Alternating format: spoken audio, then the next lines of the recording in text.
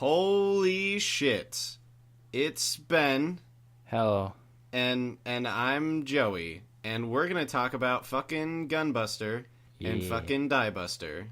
All right. The bestest shows.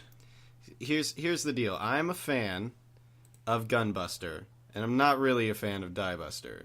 And Go ahead. I'm a fan of Gunbuster, and I'm kind of okay with Diebuster, but it was pretty disappointing. Yeah, exactly. And we're gonna talk about that shit. We're gonna talk about, I don't know, everything. What makes Gunbuster good? What makes Diebuster bad? I'm taking my sunglasses off. I'm indoors. I feel like a faggot. But that's the best part. I'm gonna put sunglasses on instead. There you go. I've replaced you. Damn it. Now we're asymmetrical. What is the audience gonna think when they don't look at our faces? I don't know. All right. Okay, so Diebuster. I think the biggest issue with Diebuster is that the main character, No, goes through like pretty much no progress. She doesn't really like grow. She's boring as a character, and she's boring. She's just more so. She looks and acts like Lala from To Love Ru. Okay, I haven't seen that. You haven't seen To Love Ru? I don't want shit. Just kidding. I don't know. It's the best fan service show of all of them. Yeah, No is boring. And also she doesn't go through any kind of progression. And I would be able to forgive her not undergoing any sort of arc if she were interesting. But she isn't. So that makes it even more unforgivable. Yeah. Forgivable. I can English today. You're the best at English. But yeah, and I will concede. I want to start off by saying that Gunbuster is flawed. Yes. It's not perfect. There are some moments which are really, really like either like hammy or forced or whatever you want to say. Like after Noriko's like guy friend gets killed in combat and she's like walking around and she sees like the fucking like chocolate drink or whatever, the brown drink, and she's like, oh no, he's dead, and it's just like, wow, really? And then she goes and she sees like headband and she's like, oh no, he's dead. Yeah, okay, I get it, you're sad, but overall, like the overall message of Gunbuster is good. Like it's about like overcoming adversity and your own demons. Yeah, because the idea is Noriko is paralyzed by the first time she goes out on the battlefield, she's at a disadvantage in her mech. She heads out. She's gone through a spat with her friend. She's upset and she's doubting herself. And though she's gone through all this training, she's really unsure of her ability. She heads out into the field and starts seeing people dying left, right, and center, and has an alien thing heading right for her. And she just gets paralyzed with terror. Spoilers in this whole thing, by the way, I'm assuming. Oh, yeah. Yeah, by the way, we're spoiling the shit out of this. Yeah, so if you haven't seen either of these shows and you don't want to be spoiled, fuck is off! Yeah, take them apart and talk about what's good and what's bad. And so not put them back spoil together. it. Because we don't clean up our own messes. We're big boys. So yeah, the idea is she is paralyzed by fear. And that's what she has to get over to be good, because for some reason the coach guy who chose her to go out into space is convinced that she's the one who has to pilot the Gunbuster. Yeah, which, by the way, that's probably like one of the weakest aspects of Gunbuster is this coach who's constantly pushing for Noriko to be a part of everything. What does he see in her? Like, what does he see that makes her worthy of piloting Gunbuster? Because she doesn't display any of it. Yeah, they kind of... the only way they sort of acknowledge that in the show is by just having every character question what the hell Noriko is doing there. It's like about 5 times per episode, someone will say, what does the coach see in you? But no one ever explains what the coach sees in her. She's just kind of Noriko ex machina of the story. Yeah. Well, like, it could be that the coach is just like, yeah, I need somebody who's really, really terrible at piloting, so that I can get them to work really hard. And then Yeah, once maybe. they've, like, earned it, then they get the superpowers. Maybe that's it. Maybe he wanted to mold her skills himself. Mm-hmm. Maybe he disagreed with the way they were being trained within the academy, but didn't say anything, and It could instead wanted be. to train her himself. Yeah. But they don't say anything. Yeah, the fact is that the series doesn't openly address it, and that's an issue. But I think that's the biggest thing, really. Yeah, that's probably the biggest problem in all of Gunbuster. The rest of it is great. It's emotionally cohesive, and there's a lot of pathos to it. The first episode is kind of like a microcosm of what the rest of the series is about. Noriko is shit, and she's bullied by her peers, and then Amano comes in and is like, yo, don't just believe in yourself. And then she's still shit, and then Coach Ota shows Amano like training with iron sandals, and he's like, you gotta fucking work for it, you gotta work hard, and you gotta earn it, man. And then they have the she's super like, cool fine. 80s training sequence with Yeah. music and everything. Yeah. And she runs up a hill with the sunset behind her, or sunrise, most likely sunrise. Yeah, it's all good. And then at the very end she fights a person and she does a cool lightning kick, and like it's all earned because she fought for it. She trained for it, and it comes about naturally. And then you switch over to Diebuster, and it's fucking no is like, she goes to Pluto, and she's like, yeah, I'm gonna resurrect the number 33 or whatever. And then, like, I don't, shit happens, and then, time. like, the aliens show up, and she's like, ugh, and she, like, activates some sort of, like, power or whatever, so that she teleports back over to Jupiter, and then she beats up the giant alien. I don't even know. Clearly they're going for different things, you know. Anno was pioneering his, it's basically like, the mother of Evangelion, Gunbuster. It's sort of trying to pioneer this sort of idea of a tragic sci-fi with deep psychological elements to it. And Noriko is pretty close to Shinji. Yeah. Although she does eventually buck up and like stops taking shit from people and goes out and fights them. Shinji, I don't know. If we start going into Evangelion, we'll be here all day. Oh god, we'll be here all week. We will be here all week. Anno was going for that when he directed this. His apprentice, who I've forgotten the name of again, It's wants to Kazuya make Tsurumaki, I think. a robot series with cool, well-animated explosions in it. And those explosions were cool. Yeah, they were very cool. When I first watched this series, I didn't really pay much attention to it. I was pretty much just mad at the fact that Nono has nothing to her, and that upset me. And then, like, on a rewatch, I was like, okay, well, the explosions are cool, but still, like, it's a big problem that Nono is boring and doesn't undergo any sort of arc. Yeah.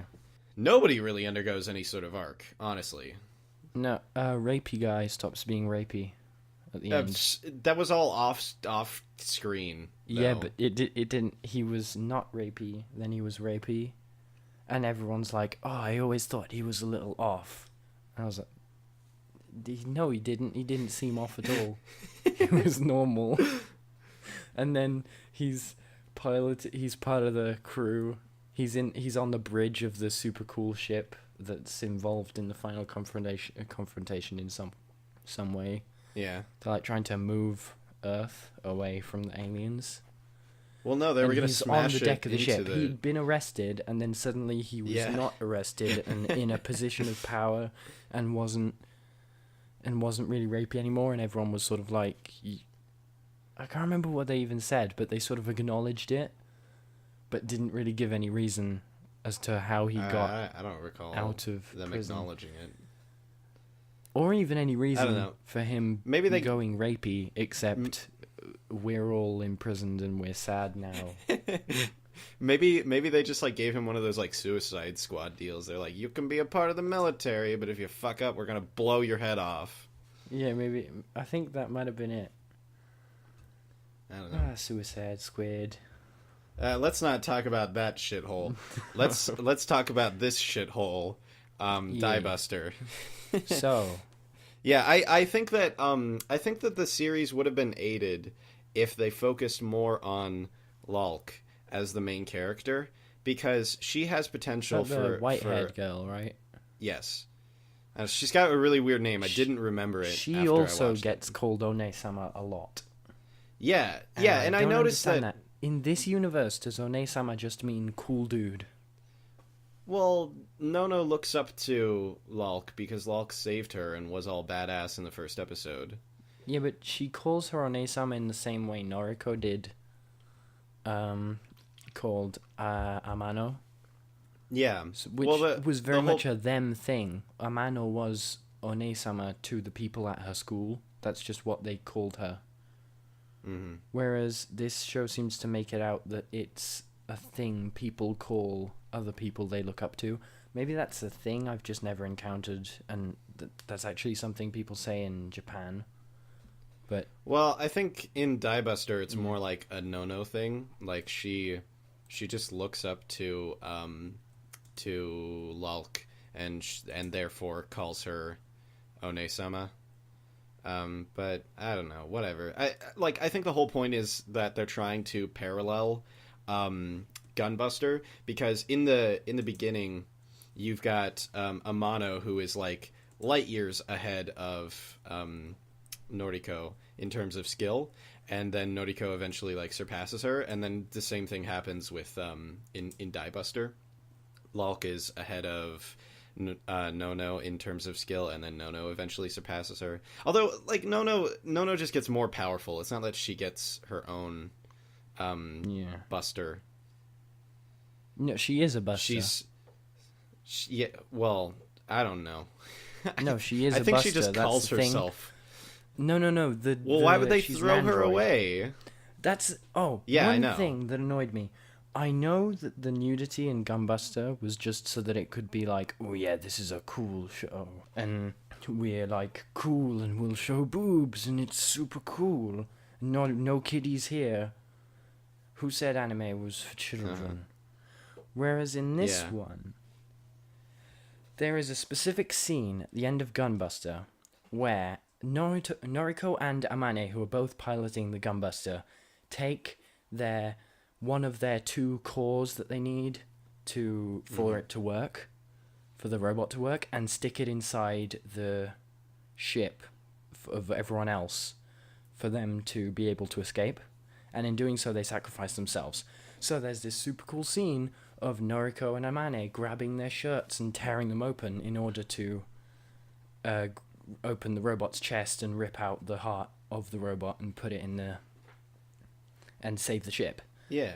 They tried to do that in Diebuster, but they did it in a way that censored whatever the white-haired girl's name is, boobs. And it was sort of like it was trying to do the cool thing that Gunbuster did, where this awesome gesture. Mm-hmm. But they sort of didn't. They they also it. It's sort of They also had Nono do the same thing in the first episode of Diebuster, where she rips off her shirt and then it's two boobs exposed. And they can do that because Nono is an android. She's not a real person. Right, but the issue there is, or my issue with it is that Nono is stupid and she thinks that she's got to become like physically topless, that she has to take her shirt off in order to fight as a topless. And the meaning of ripping your shirt off in that awesome moment in Gunbuster is then completely sodomized with this dumb joke that isn't like it's not even really funny, and it's just there, and I hate it.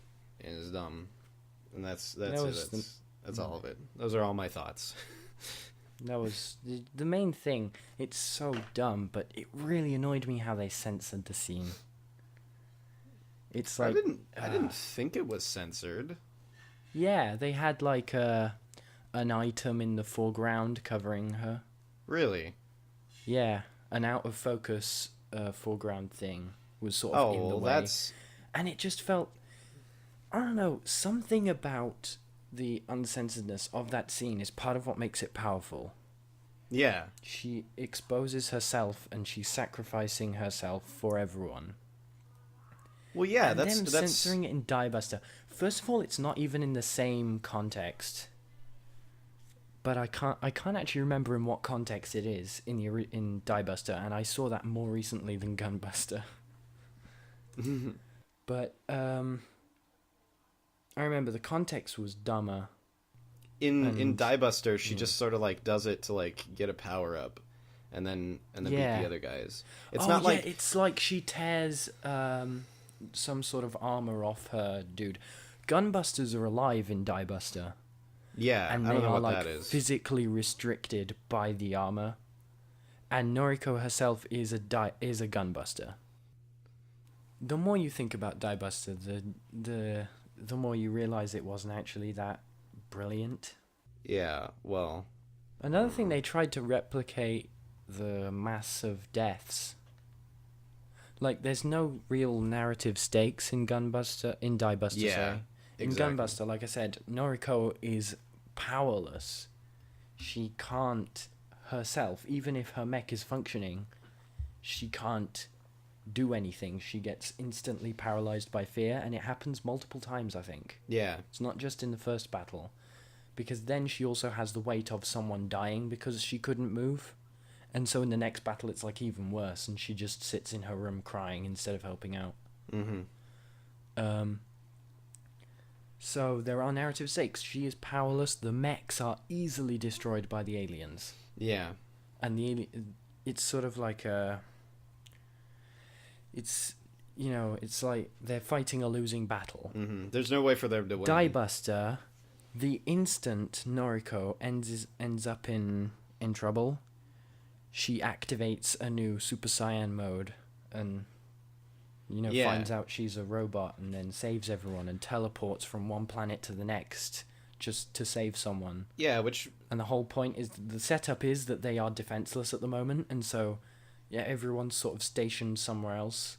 They're sort of open to attack, but that narrative stake just disappears because she teleports from Pluto all the way to Mars. I think it's Jupiter.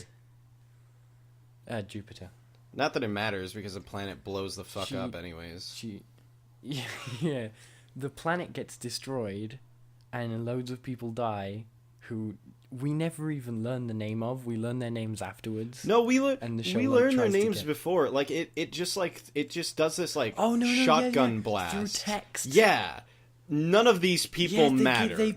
None of them matter. Like a text introduction in a scene where everyone's in a room talking about stuff, and you see their face for a brief second with their name underneath. That's the introduction you get, and then it kills them and expects you to they give care. like one line, and they're like, "I'm this kind of character." And then afterwards, the characters who you do kind of care about just sit around and they take a group photo and leave an empty space for the people who died, and you're like, who? I can't even remember their names. Yeah, because none of them matter. Everyone in the show cares, but I don't, and it makes no difference. Well, like I think that's ultimately Diebuster's problem, is that it's very unfocused. It tries to bring in all of the gunbustery elements. It's a Michael Bay movie. Yeah, well, it tries to bring in all of the gunbustery elements of maturing and working hard to achieve your dreams and stuff like that. And then at the same time, it throws in all of these other elements, such as like the Topless and their relationship with the Buster machines. And then it's got this like pervy old guy who ends up doing absolutely nothing, and does not matter. And it's just got like a whole bunch of useless garbage thrown in there. And it probably would have been better if it were like 12 episodes. But Gunbuster, because it was so focused, it was all about Noriko and her story, and because it was so focused, it was able to succeed in such a short amount of time. Although I will concede there were some points that were just kind of like they were hammered home a bit too hard. Pretty much everything in Gunbuster is adequately or well paced. And there's it only tells a better three story. fight scenes, I think. There's 3 very quick fight scenes. Well, they've got the one and in the rest of it is. They've got the one in episode 1 where she fights the stupid bitchy high schooler girl. And then they've got I don't know, they got the chase thing where they find the Luxion, and then Noriko like bursts in there trying to find her dad, which was a really cool scene. And then they find because like you don't really realize it the first go around. You sort of realize it like a little bit later. I think it's like episode 4 or 5. But they're gambling with time. It's not. Yes, that's the coolest thing I think about the whole show. Yeah. Is they do a lot of light speed travel in Gunbuster, but as Einstein put it, pretty sure. Yeah. Time is relative to the speed you're moving. Yeah. If you that old move chap. fast, time will be moving slower for you than it is to everyone else. So they introduce this when they have to go for a quick mission to catch up to this unknown ship that's traveling at light speed. So Noriko and Amane and the coach, I think. It's Amano. Go wash your mouth out, you fucking pleb. Get out of here. She's the coolest dude. Yeah, yeah. Amano is the best guy of all. And so while their mission lasts 5 minutes, almost exactly, I'm pretty sure, and they almost missed their trip back, they get back and it's been 6 months, I believe. Yeah, it was like half a year. So yeah, they do this. They do more of this time travel as they go on. And so you deal also with... Noriko has to deal with the fact that her friends at home are now grown up with children, and she is the same age she was when she left. And to add on to the problem, because Noriko is gone for like 6 months relative to everyone else, this also puts her behind skill-wise in terms of relative to the other teammates. And that causes her to screw up and be all like paralyzed in the battle that they put her in, which is great. Oh yeah, I forgot about that. Like, it's... ultimately, it's, like, her actions that end up setting her back, which is cool. The gambling with time was the coolest thing, and it leads to just the perfect climax. The incredible climax of Gunbuster is they think they abandon the human race to save it. They think they've failed. And then, across the side of the planet, lights come on and form the words, "Welcome back." And it's just incredible. It sounds dumb, but it's brilliant. Oh yeah, it really effectively like ties the whole thing together, because it's like they make this like great sacrifice, and then you feel like you get a massive thank you from all of humanity, because generations and generations and generations after their sacrifice is being acknowledged. Yeah, because they did the math, which is great. Figured out when they were going to be back. And then at the end of Diebuster, it's just like, the best. I thought that was the best part of Diebuster, though. I don't know. In the moment, I was pretty taken with that. Yeah, I'm really at the end of Diebuster, it doesn't mean anything though to Lolk. It doesn't mean anything. Never, but like, she doesn't give a shit about Noriko. I care about it more because it was just a repeat of the scene that made me tear up last time. And so I just teared up again, and I've teared up since listening to the music from that scene. Yeah, it's a great scene. I'm not a media crybaby, particularly. Oh, sure. Though I'm not exactly emotionless like Ben and Saint. Whatever. Who never cries. I'm sort of in between. But that did make me tear up. That was a good one. So yeah, the Diebuster scene had effect on me because I had finished Gunbuster the week before and was still feeling that. And so I just saw the other end of that scene where the white-haired girl, Lulk. L something. It's Lulk. Lulk. Lulk is on Earth. Nono. No. Yeah, Nono. Yeah, she's dead. Is gone. And she says how... She sort of has an inner monologue to Nono about how the lady she idolized, Nonoriri, is finally coming home. And you're thinking, oh, okay, well, you probably suspect Nonoriri is Noriko at this point. Mm-hmm. But still, you get to see the two red lights of the Gunbuster parts appear in the sky and start spiraling towards the planet. And you get to see the same scene from Earth as opposed to space. And the same music plays. And so seeing that right after I'd finished Gunbuster, it evoked the same emotion, but not through any merit of Diebuster. Yeah, exactly. It was just because it played the same scene. Everything good about that scene comes from Gunbuster, and yeah, the fact that it's from Diebuster's perspective means nothing. Yeah, Gunbuster's great. It is. It's a great show. It's about fucking hard work and persevering and conquering your personal demons. It's called Aim for the Top. Becoming it's badass. It's called Top One Nerae Gunbuster. Yeah. Which is great. Aim for the top. That's the point. And they try and build upon this in Diebuster, which is like they've got this idea of the topless, and the topless are supposedly these like beings who don't have limits to what they can do. But at the same time, their limit is childhood. Like once they reach a certain age, they stop being topless and they can never reactivate their powers. That was weird as well. That was just sort of like a thing. Like the powers are manifest in puberty, maybe, I think it was. Yeah, well, I thought about it. You only have them for the short amount of time that you're growing. Well, I thought about it, and I think it's actually like thematically cohesive with Gunbuster's message, because in Gunbuster, youth is a bad thing because Noriko is immature. She's not able to fight on the battlefield. And she's basically like a kid, and then she experiences like a real death, and it shakes her to her core and galvanizes her into being mature.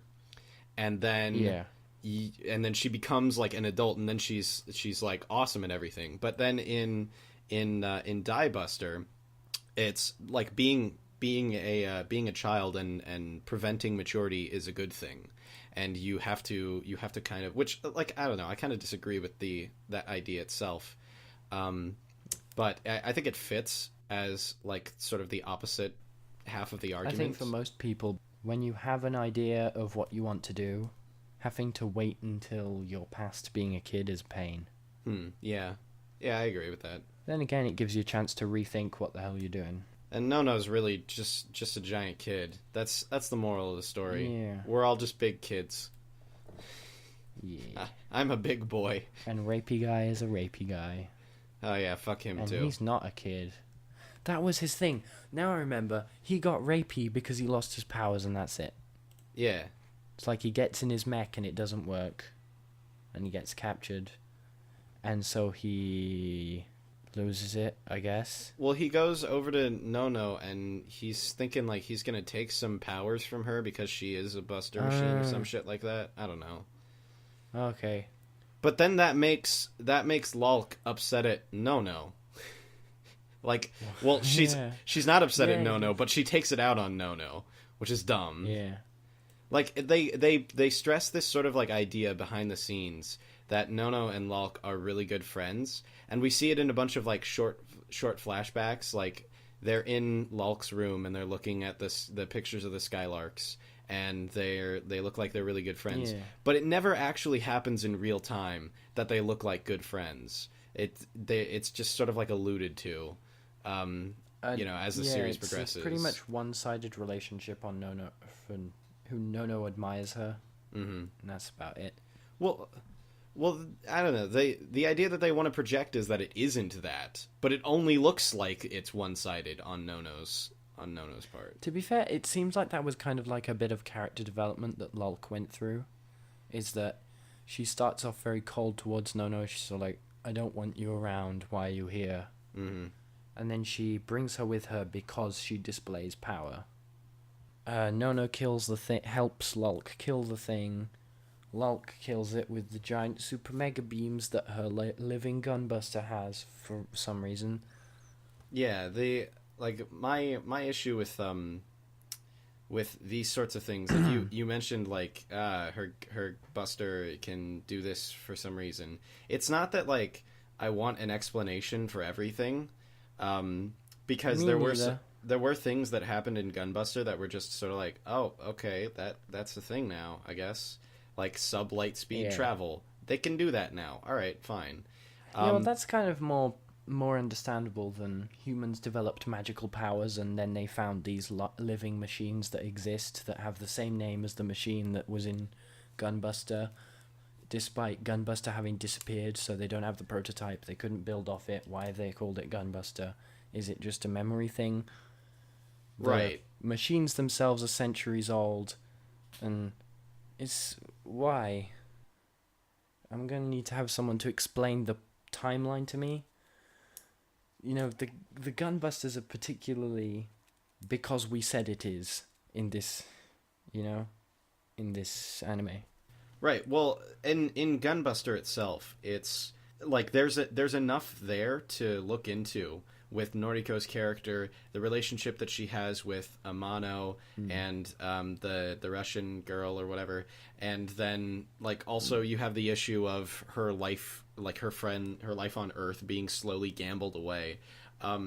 There's enough to like be invested in there that you don't really care about all the space like mumbo jumbo that they're throwing at you so much as you care about Noriko, because it's her story. It's a simple story, and it doesn't rely on the sci-fi. It's like Evangelion. Evangelion is psychological drama with big robot fights in it. Yeah. And the reason why Evangelion works is because there's so much to chew on that you don't really need to understand the inner workings of the all the like magics, like in End of Eva where Shinji like does shit and then Rei got like Gendo puts his hand in Rei and then all that, I'll explain that after the podcast. Okay, well, but that has a reason. Well, yeah, well that's what I'm saying. Like there is an explanation, you watched the dub. Yeah, but I'm talking about like when Rei turns into a giant monster, and then Shinji Ava Unit 1 turns into like this also giant thing with the other Spear of Longinus and like shit's going down. Yeah. Anyways, the moral of the story is Ava's confusing as fuck on your first go around, but it's okay because you've got this great character drama that's going on that sort of just uses all of the craziness as a backdrop to like who Shinji is and his interactions, his daddy issues and all that shit. And that's and what also Gunbuster the craziness does. Is the coolest craziness I've ever seen. Yes, okay. It is the coolest thing. Anyways, Eva has my favorite fight scenes of anything, even though they're not particularly fighty. Yeah, they're just I love the Avas. They are the coolest thing that anyone ever invented.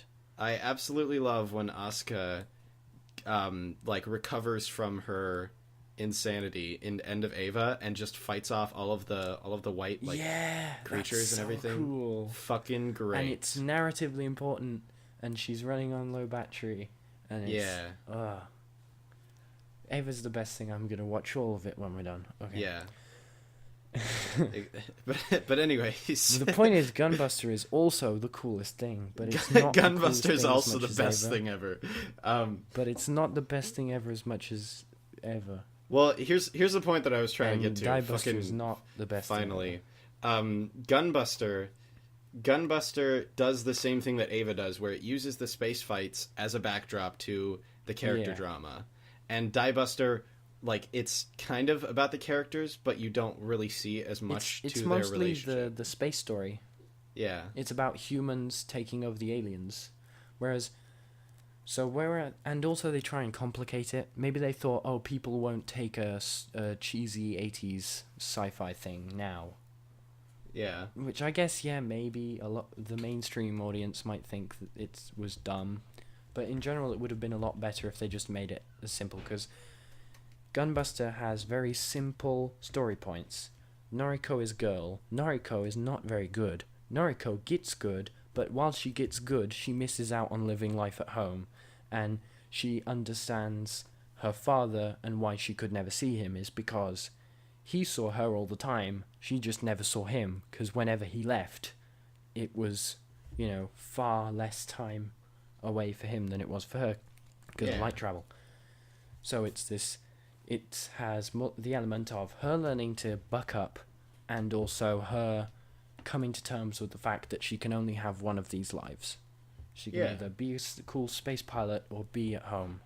Well, but by the time she kind of realizes that she has to choose between them, it's a bit late, and she's too far leaning in the space thing. Yeah, but she also chooses a space thing not because it's cool, but because she feels it's her obligation. It saves everyone. Yeah, she's obliged because she's the cutest and the strongest, and she needs to save the day. But Nono has no obligations. She doesn't have to save Earth. She doesn't have to do, and I suppose Noriko doesn't either, but they could have explored this. They could have explored, Nono has no obligations to the human race. She could just go off and do whatever the hell she wants. And they don't delve into it at all. In Diebuster, any deaths are rarely caused by them being in actual danger, and more by people being incompetent. Maybe episode 3, I think it is, the Pigtails girl, after being told, don't go nuts on the battlefield. If you start running low on ammo or something, head back. Don't take on too many enemies at once. She immediately goes out and tries to take up a whole swarm of things and gets her millions of years old robot killed.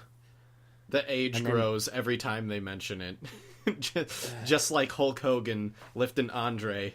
All 3,000 trillion pounds of Andre. It's like, oh no, you killed the robot. And then she's like, I want a new robot. And so they happen to be building a new robot, but they gotta wake up the robot. And Nono wants the robot, but later we find out Nono is a robot, so she don't need no robot. And the Twigtails? Twin Tails girl gets a robot instead because Diebuster's killing his brain. Yeah, Twin Tails girl's like, oh yeah, I want to go fight all the monsters. Oh no, wait, my robot's died. I've just killed. No one mentions how she has, in her recklessness, destroyed a creature that is tens of thousands of years old. She has destroyed a legacy. And everyone's just kind of miffed at her for breaking a robot because there's not many left. Yeah. Even though they need all of the weapons that they can get. That's what I was thinking about. That thing's alive, and she just killed it by being stupid. And she was told not to be stupid, and she went and was stupid anyway. And it broke. I hated her. They tried to make me care about her like she was just a bit tsundere or something. But no, she's dumb. Well, she was disillusioned, and I like. Okay. Here's the thing: I like the fact that Nono kind of teaches her this lesson, and then lets her take the Buster instead of Nono being the one to go out there. That's cool, and I like that. But I don't like the fact that Nono herself never learns anything. She accidentally teaches other people stuff. There's one thing, and I missed it the first time I saw it. But when I rewatched it, it was episode 4 when Jupiter's being blown the fuck up or whatever planet it is, and Nono comes back. Not go to Pluto. Nono comes back and she's like, it was dumb of me to wish for a Gunbuster to make people acknowledge me because people have Gunbusters in their hearts or some bullshit like that. And it's like, okay, great, you learned one thing. In over the course of episode 4, and then the rest of it 5 and 6 are just more dumb bullshit that I don't understand, and I don't have anything meaningful to focus on in the meantime. Because at the beginning of episode 4, she's all she's being made fun of by the other topless, and she's like, man, if I had a Gunbuster, maybe I could be one of the cool kids. Maybe One-sama will acknowledge me. And then she finally, at the end of the episode, she's just like, oh, that was dumb of me to think that way because everyone's got a Gunbuster in their hearts. She doesn't, have a process of coming to that understanding. She doesn't... She just finds out she is a Gunbuster and therefore... Yeah, both doesn't her need them. powers and her new ideology are completely unearned, and that's why it's so disappointing. And also, the lesson she learns is meaningless since she ends up being a gunbuster.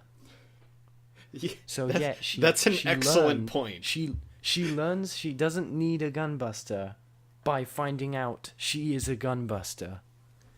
Yeah, so she has the powers anyway. She has the acknowledgement. She doesn't give up on anything. She doesn't stop searching for stuff. She just gets it and then afterwards realizes, hey, I don't actually need this, but I guess I got it now. I'm gonna save the world.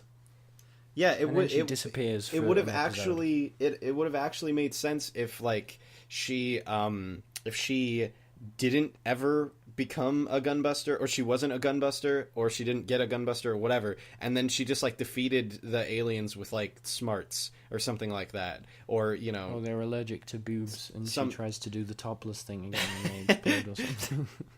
I'm in full support of that, baby. show me all them titties. They're like country music in Mars Attacks. What? Have you not seen Mars Attacks? No. It's about these aliens from Mars. They come over, they pretend to be civil for about 10 seconds and then start killing everyone. Oh. And the humans, all of America keeps thinking, oh well, we must have misunderstood them. Let's try and reason with them. And so they invite them to a meeting, and the alien steps up to the podium and starts saying something in alien language while the guy tries to translate it, and then suddenly pulls out a gun and shoots everyone. So the idea is humans keep naively thinking that the aliens will be okay, and they just misunderstood them. You know what this sounds like? This sounds like the perfect metaphor for Islam. not to make this like radically political in the span of like 2 seconds, but this does sound like a metaphor for Islam. Anyway, it's this old silly movie, and in the end they save the world because the aliens start going everywhere and killing everyone, and they walk into this character's grandmother's room, and she's listening to country music, and they die. Oh my god. Their heads explode from the country music. They don't like grandma's taste in music, and so they die. So no becoming a topless. They start transmitting country music from everywhere and defeat the aliens. It's so kind of like... becoming a topless would be the secret weapon to destroy the world. Nono tries to be a topless and they explode, and so all the girls do that as well, and the humanity's saved. What about all this bullshit where Nono has to fucking, like, where she gains control of all of the aliens? Where does that come from? She comes out of warp drive. Gunbuster has this super cool... I thought it was super cool how the ships would like open a wormhole. It looks like that. What's actually happened is they're moving out of light travel. When they stopped, they'd sort of open a portal and slowly move out of it. Yeah. No does cool that, as shit.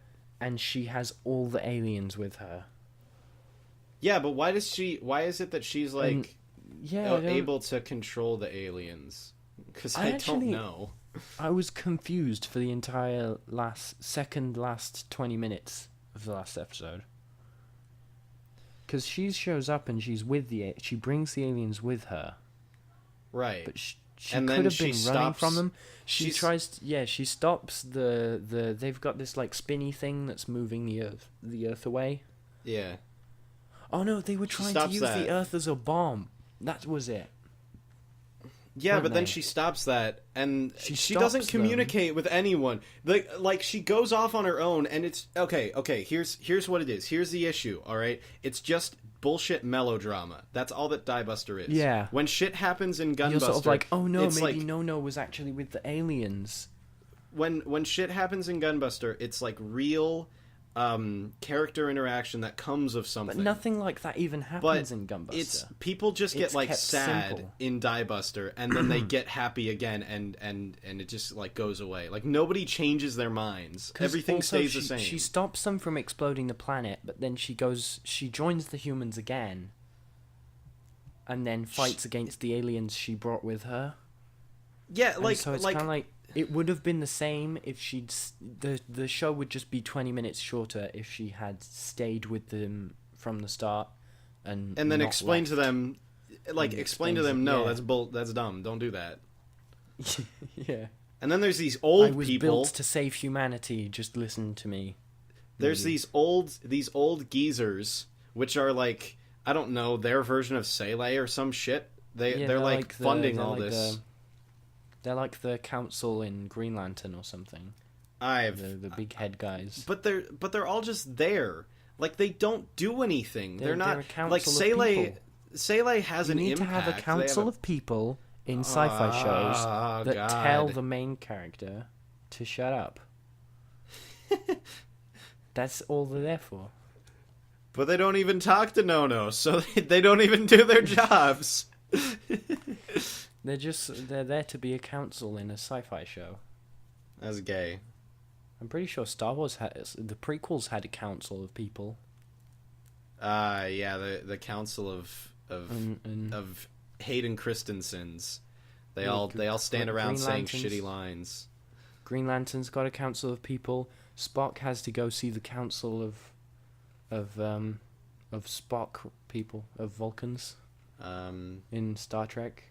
They're a quintessential part of sci-fi storytelling. I guess you're right. They are the only source of conflict in any show because they exist to tell the protagonist who doesn't have any recognition at that point that their plan is dumb, even though it makes perfect sense. Well, maybe that's why Nono fucked off at the end of episode 5. And I completely forgot that there even was one in Diebuster. Exactly. That's how little of an impact they have. Nobody matters in Diebuster. Nobody changes. Nobody grows. Nothing happens. It's all just a giant... Diebuster's the worst show ever. Nobody watch it. Go watch Gunbuster. I change my intro. I'm not the guy who likes Gunbuster and is okay with Diebuster. Diebuster sucks. But hell. I'm going to change its mal score from whatever I had it on 8 to 5. Too much. Too much bullshit. Yeah. It would be cool if Mal made you give a reason for why you changed scores. You could just put too much bullshit that I noticed afterwards. Yeah, that'd be great. Gunbuster is a good... Diebuster's a good popcorn. Oh yeah, just gonna sit down and watch explosions and well animated things. No, it's not actually that brilliantly animated. It's brilliant at points. Great looking explosions and everything, but I generally way prefer Gunbuster simply because Gunbuster does not have jarring CG, especially when it's in moments when I don't think it was necessary. Like, there are multiple scenes with just identical portholes opening and launching missiles. Like, they don't even launch the missiles in the... There's a few scenes in Diebuster where they just show portholes opening for a while. And they do it in Gunbuster as well. The lasers. But in Gunbuster, it's hand-drawn animation. In Diebuster, they made a 3D model of a porthole opening and just played over a clip of it from different angles opening again and again and again. Why didn't they? I don't really mind that much. I do mind it. I guess they might have done it for budgetary issues or something, but it's jarring with the 3D, and it's such a simple cut that they could have animated it by, they could have drawn it, they could have done it in less detail from far away and done it maybe. It was really done to mimic Gunbuster's porthole opening scenes. For the guns. I call them portholes. Portholes are windows. They cannon hole. They are kind of windows into lasers. Windows into the. Hang on.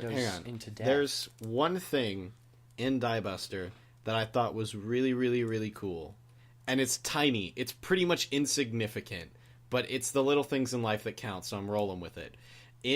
At the end of Diebuster, the last episode.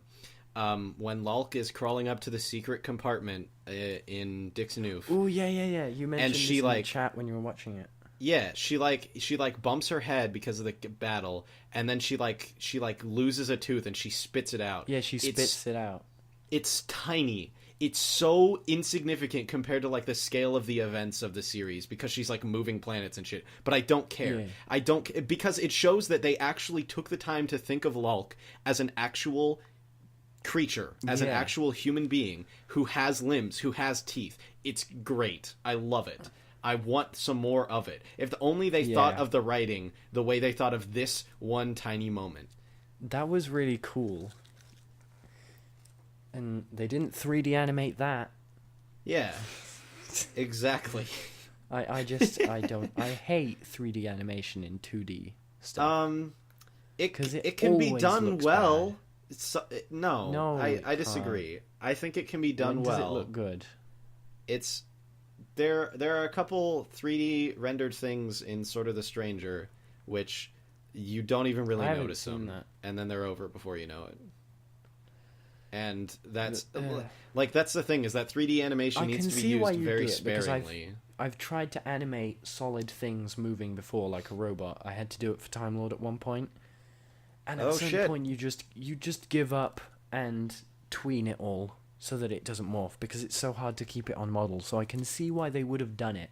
And in fact, whenever you see Gunbuster in Gunbuster, it's pretty static. There's not a lot of movement going on.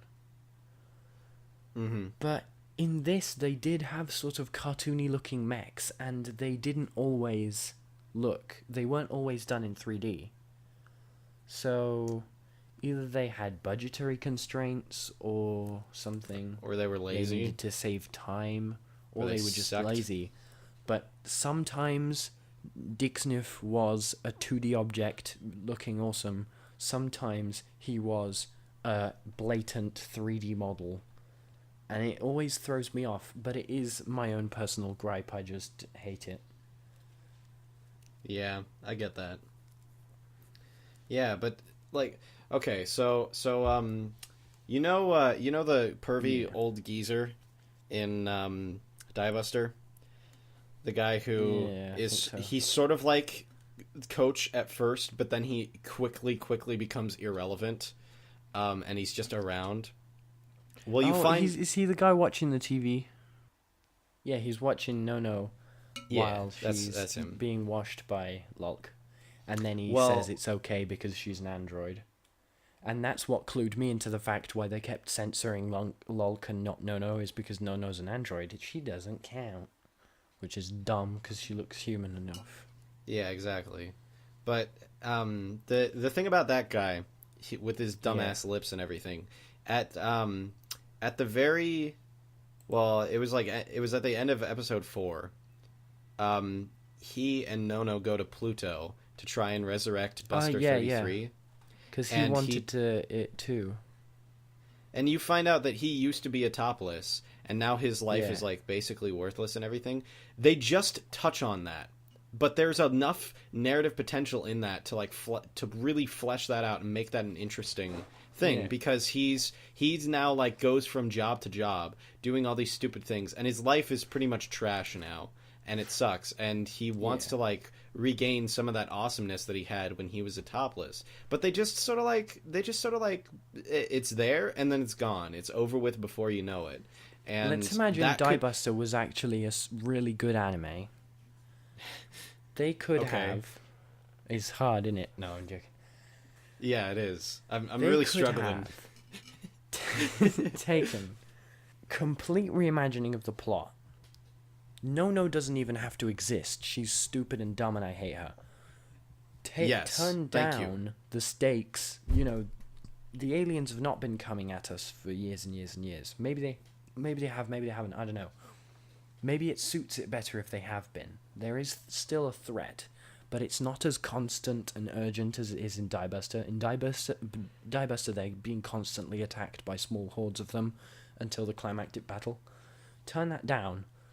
Keep similar pacing to Gunbusters, and concentrate in the same way how in Gunbuster they had to...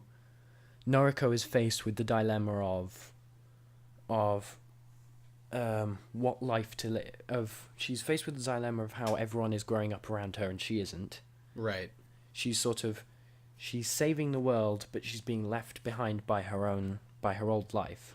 We can explore a similar element of people's lives being changed by forces they can't really control in the Topless, who are these incredibly important warriors who save the world time after time from these aliens. So yeah, maybe it is important to have the constant attacks. Never mind.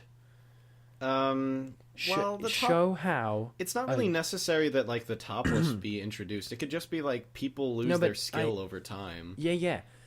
Show instead the dilemma that someone who has grown up to be a warrior suddenly finds themselves in the position where they're being stripped of their status and kicked out onto the street.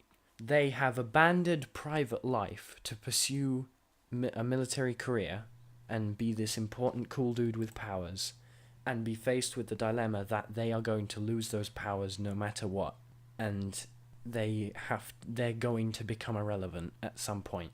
That would be a more interesting story. Yeah. The like entirety said, of that dynamic can be explored with Lulk and her boyfriend guy, whatever his name is, because he loses his powers. He's more like a rapey guy, basically. Yeah, rapey guy. That's his new name because he doesn't. Rapey guy could be the person who goes insane with the idea. Maybe he was more into the fame aspect of it. Yeah, and he goes insane with the idea that all he's ever known is suddenly becomes unavailable to him, undoable. His job, his livelihood is suddenly impossible to perform. You can have the aspect of the old dude who's lost his powers ages ago and has been living with the fact that he's a useless piece of rubbish now that no one wants to hire because all he ever was good at was fighting in a big robot thing, and the big robot thing won't respond to him anymore. And then you can have Lulk, who is still working. She can still fight, but she's starting to feel a slight wavering in her powers, because that's what they do at the beginning. Is the reason No helps Lulk defeat the monster is because she's losing her grip on Dixnuf, because her powers are starting to fade, and Dixnuf is also distracted by No because she's a robot like he is, and so the two things sort of, he just deactivates or something. I think it's been a while. I don't know. It's some bullshit. But he won't move anymore. He like disobeys her commands, and she's like, "What the hell are you doing, robot? You exist to serve me." It would be interesting. Yes, you're absolutely right. And it would have a similar tone to Gunbuster. Yeah, and I think that's like one of the biggest issues of having the pervy trainer guy just be a Topless is they just throw it out there. And it's not really, it doesn't go into anything else. It just sort of, it's there on its own. But, I struggling to find good things to say about Diebuster, aside from its animation. There is this one moment in episode 2 where Rapey Guy and Lulk and No in Lulk's and No and Lulk are both inside Dixnuf, and they're both going after the this alien ship. But one of the human ships is falling toward Mars, and it's about to get destroyed. And Nono's like, "Yo, we gotta go save them." And then Lulk's like, "Fuck, we gotta kill the alien." And then eventually Lulk's like, "Oh shit, we gotta go save them." And then they go and save them, and then it's all good. Instead of having No be there, take her out. And then just have like the internal struggle, or you could even have the struggle be between Lulk and Rapey Guy, where Lulk is like, "Yo, we should save these people. They're human beings, even though they're assholes." And then Rapey Guy could be like, "No, the mission comes first," or something like that. And then initially Lulk is like, "I'll go along with what he says," but then eventually she's like, "No, we need to save them." And then she sort of like grows more and more distant from him, until eventually he tries to rape her, and then she cuts his dick off. That's really what the people want to see, is castration by the masses, because Give men me suck. them berserk, like, terrible, grotesque, violent scenes. Exactly. Every anime should be berserk. Berserk is the best one. I haven't even seen it, and I agree with you. Yeah, I've read some of the manga. You haven't even seen it, and you agree with you. I haven't seen it. Yeah.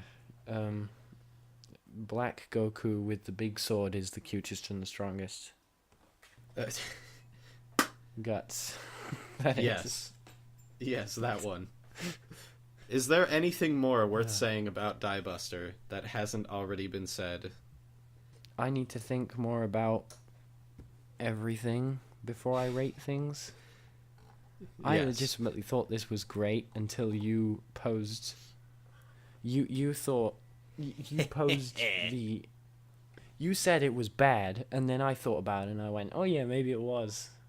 But I didn't even think about it. I was just sort of like, oh yeah, cool explosions, and it ended with the same scene that I liked in the last scene. I fell for it. It's okay. I am the living example of what this... No, but it's interesting, because I am the living example of how this show did what it did.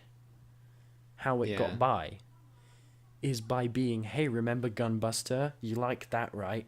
Well, there's some bits of Gunbuster here, and remembering those things makes this seem cooler, and also nice explosions. You like it, right? And I fell for it, and so that's interesting. Yeah, well, I think also, like, not many people know about Gunbuster. At least it seems to me that not a lot of people talk about it. Yeah, it's not particularly well known. Which is a shame, because Gunbuster fucking rules. Great. It's got good character. It's got stakes. I barely heard about it. It's got space. Yeah. It's an unsung hero of the mecha genre. Douchebag Chocolate, or also Demolition D. Yeah, he did a video about it. And it was cool. I watched it after having seen Gunbuster, and... Yeah. I don't know, I didn't love that video. His other videos are better. Yeah, but, I don't know, it was good. Thing. It was good. There are some not explained kind of dumb things in Gunbuster. Mm-hmm. One that is not dumb and stupid, and that I hear the few people that do talk about Gunbuster, something they usually comment on jokingly is, why do they exercise in the robots? But that was incredibly obvious to me from the start, is they are not exercising the robots, they are coordinating them. They are learning to coordinate with the robots. Uh-huh. You know, you're learning to run in place. You're learning to do push-ups with this machine that you've got to know like your own body in battle. Yeah. Well, the thing about that is, it would make more Yeah. sense if they were doing like more fluid things, like getting into the push-up position, because actually doing a push-up, like you see inside Noriko's thing, while she's doing a push-up, she's just moving two levers back and forth. Like, that's super easy. Well, everything she does is just moving two levers back and forth. The thing is filled with buttons, but they only actually ever animate her pushing buttons back and forth.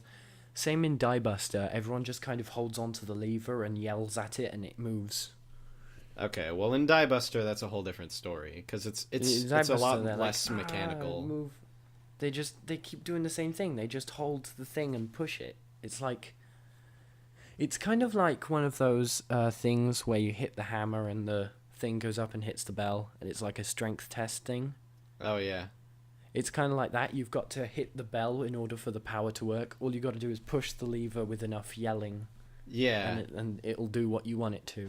But there's no actual input. Yeah, because in episode 2... Lalk and Nono are trying to save the people, and Lalk is like pushing really hard on one of the levers. Yeah, she puts her hand they're just on the pushing both of those levers. As well. Yeah, and then they win, and then everyone lives, except Nono because she's a faggot. Then again, Gainax seems to like this grab a lever and push it thing, because it's in Ava, it's in Gurren Lagann. Speaking as an animator, to be fair, I couldn't be bothered with animating people pushing buttons. I just think it's funny. Really? That they don't do anything. They're surrounded by buttons and they just push levers. But I would probably do that as well. Because seriously, you've got to draw every single piece of that movement. Do you really want to draw 3 pictures of someone pressing a button? Yes. And then 3 pictures of them taking the finger off the button? It's dumb. That's why in live action they do press the buttons, because no one's got to draw anything. There is one part in Gunbuster that I thought was really funny, because it was stupid. And that's where they first get into space, and the Russian girl like challenges Amano to a duel. Yeah. And they're fighting, and it shows like their cockpits, and it cuts back and forth between Amano's cockpit and the Russian girl's cockpit, and they're just like moving levers back and forth like really viciously, and that's all that they're doing. I remember that. And it just reminded me of, like, because of the colors too, it was like red and blue, and it reminded me of like Rock'em Sock'em robots, like actually outside they're just like punching each other back and forth a bunch. Oh my god, someone needs to animate a mecha anime about Rock'em Sock'em robots. The traumatizing story. Yeah. A psychological thriller about a boy learning to not hate himself through fighting in Rock'em Sock'em robot tournaments. Yeah. But the Rock'em Sock'em robots are huge. And he also goes to high school. Yeah, and he goes to high school. Yeah, so anyways, like I said earlier, Gunbuster does have its problems, but the good far outweighs the bad. They're not big. Yeah, they're just like tiny little, and it's like, not through Gunbuster being this incredible perfect thing. It's just simple. Mm-hmm. It's just about Noriko and her struggle to become better than herself. Yeah. And that shit's cool. The aliens aren't really like supposed to be a character. They're just a force. I don't think you even see what they look like. You do. Well, maybe You not like the see, aliens themselves, but you see their ships. I can't remember what they look like. You kind of see the ship things. Mm-hmm. There's this really cool scene. I liked how the cockpit was not in the head, but in the stomach. Mm-hmm. Like, because you usually see the cockpit's the head. So then you can have people like, the bash the head in, and it kills the people in the cockpit, and that kind of gives the same idea as bashing someone in the head in real life. Mm-hmm. But this was really cool because you get this really good shot at one point where Russian girl's trying to save this person, but the robot just crushes the center of the robot. It's a big alien thing with a hand. Yeah. A clampy thing. And it has one of the robots around the waist, and it's trying to struggle free, and it just crushes the center, and you're like, yeah, that's bad. And the shrieking. Gainax always has such good shrieking in there. They have great voice actors who know how to scream. They do, and I will give Diebuster credit. The other one point that I give it, besides the tooth thing, is when the alien, like the giant ship came out, the giant alien ship that they had to kill. Every time it screeched, it was like it felt really, really alien, and it was just cool to see how enormous it was. And it was like, yeah. And then I was immediately reminded that all the other bullshit was still there. Then I killed myself. That's the thing. In Attack on Titan, the human titans screech, and now that I've seen all these Gainax shows, that's an homage to Ava and all those shows, isn't it? The way the titans, which kind of look like Ava's as well, scream in this sort of alien but sort of human way. It's sort of unsettling.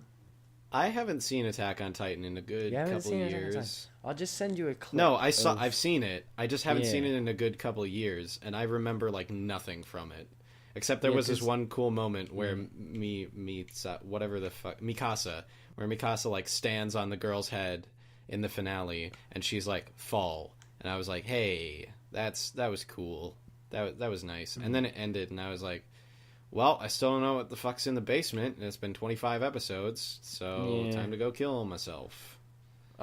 I'll watch the second season of Attack on Titan when it comes out because of the spectacle of it. I just love seeing the guys zip around and be it's zippy. A spectacle, all right, but it's not spectacular. I don't really hate Attack on Titan. I just can't have an opinion toward it because it's been so long since I've seen it. I was really big into it for a bit before I got good and smart and stuff. Yeah. Before you watched Ava. That's a running theme in anime watching for me. In I your watch life. something, think, oh, that was all right, and then I think about it and think, no, wait, no, it wasn't. Really, the whole I had that the whole with Rogue quest. One. The whole quest Rogue One, of I enjoyed watching it in theaters, and then I got home and realized I did not like that movie, and I hated it. Yeah, I had a similar experience. Because I didn't, I was like, oh yeah, this was a lot of fun, and then eventually I was like, of my all of the friends come up to characters me. were boring as shit. Yeah, there is one point in the theater when I realized that it was bad. Was when I accidentally almost burst out laughing during her speech in the rebel base. Yeah, And she starts preaching at everyone about how they should be rebelling. And she got in on the rebellion like 5 minutes ago, screen time wise. I almost burst out laughing. What stopped me was I realized I was in a hall full of people who probably were enjoying the movie. but they had the guys from the bar in A New Hope. Wasn't that great? Didn't that make the movie? There was R2-D2 and C-3PO for a second. There was Princess Leia. Yeah, there was CGI dude. Grand Moff Tarkin. Yeah, Grand Moff Tarkin. Who looked really weird. At least they didn't put Thrawn in the movie and forever ruin his visage. I don't know. His character. I think. They didn't ruin Thrawn's character. They ruined some other stupid guy in white.